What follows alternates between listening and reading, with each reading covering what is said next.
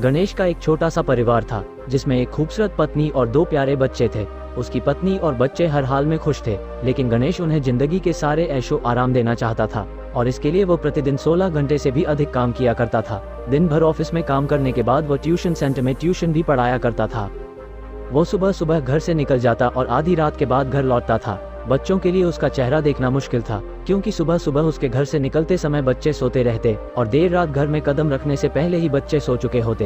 हाँ, रविवार को जरूर वह घर पर होता, लेकिन उस दिन भी वह किसी न किसी काम में व्यस्त रहता और उसका समय परिवार के साथ न बीत कर काम करते हुए बीत जाता। परिवार उसके साथ समय बिताने का बस इंतजार करता रह जाता।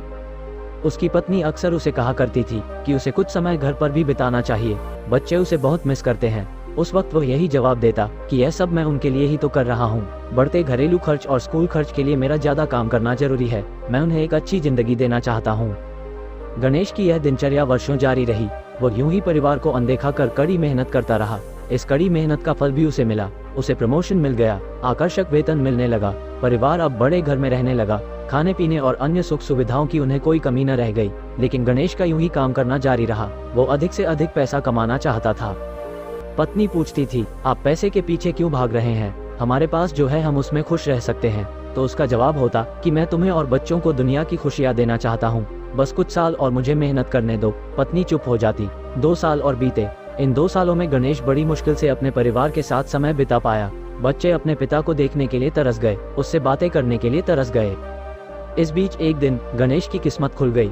उसके दोस्त ने उसे अपने बिजनेस में हिस्सेदारी की पेशकश की और इस तरह गणेश एक बिजनेसमैन बन गया। व्यवसाय अच्छा निकला और गणेश को पैसे की कोई कमी नहीं रह गई थी। उसका परिवार अब शहर के सबसे अमीर परिवारों में से एक था। उनके पास सभी सुख सुविधाएं और विलासिता थी, लेकिन अपने बच्चों से मिलने का समय उसके पास अब भी नहीं था। अब तो वो बहुत मुश्किल से घर पर रह पाता। उसका अधिकांश समय घर से दूर बिजनेस टूर में ही बीतता।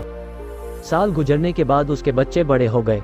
अब वे किशोर अवस्था में पहुंच गए थे। गणेश ने भी इतने सालों में इतना पैसा कमा लिया था कि उसकी अगली 5 पीढ़ियां शानदार जीवन जी सकती थी। एक दिन गणेश का परिवार छुट्टियां बिताने समुद्र तट पर स्थित अपने घर जाने की योजना बनाई। बेटी ने उससे पूछा, पापा क्या आप एक दिन हमारे साथ बिताएंगे? गणेश ने जवाब दिया, कल तुम लोग जाओ, मैं कुछ काम निपटाकर 2 दिन में वहाँ पहुँचता हूँ। उसके बाद का मेरा पूरा समय तुम लोगों का है। पूरा परिवार बहुत खुश हो गया। गणेश का परिवार समुद्र तट पर स्थित अपने घर पर चले गए। 2 दिन बाद गणेश वहां पहुंचा, लेकिन उस दिन उसके साथ समय बिताने वाला कोई नहीं था। दुर्भाग्य से वे सभी उस दिन सुबह आए सुनामी में बह गए थे। गणेश अपनी पत्नी और बच्चों को अब कभी नहीं देख सकता था। करोड़ों की संपत्ति होने के बाद भी वह उनके साथ का एक भी पल नहीं खरीद सकता। वह पछताने लगा। पत्नी के कहे शब्द उसे याद आने लगे, आप पैसों के पीछे क्यों भाग रहे हैं? हमारे पास जो है हम उसी में खुश रह सकते हैं। गणेश अपनी पत्नी और बच्चों को याद करके रोने लगा। दोस्तों, गणेश जैसे आज बहुत से लोग पैसे के पीछे भागते हैं। मैं आपसे यह नहीं कह रहा हूँ कि आप पैसे मत कमाओ। आप कमाओ पर अपने परिवार के साथ भी समय बिताओ, अपने परिवार से बातें करो। दोस्तों, परिवार के सामने पैसा कुछ भी मायने नहीं रखता।